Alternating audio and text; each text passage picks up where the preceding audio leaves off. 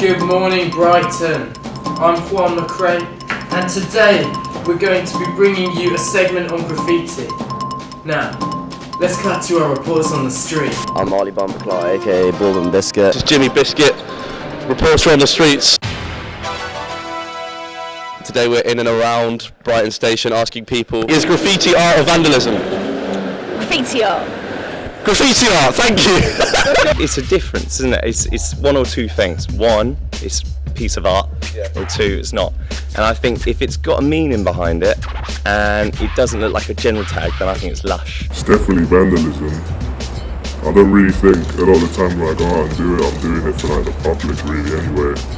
I just think other writers are the only people that are really going to understand a lot of what I do, so I mean there's members of the public that do appreciate it, but just not as much as like other graffiti writers. I don't really care too much if they see it as vandalism, to be honest.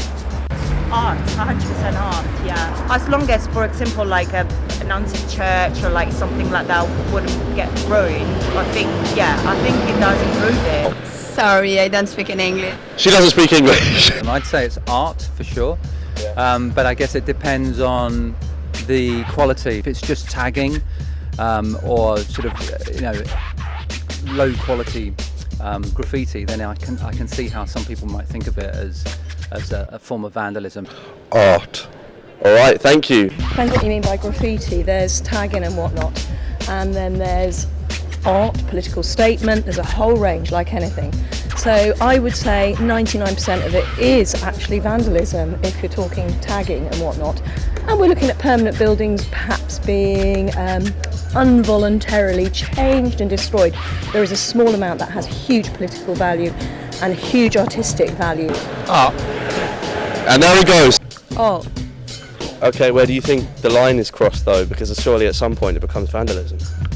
If there's too many dicks. On the train tracks, on buildings that are listed, on places where you're not allowed to do graffiti.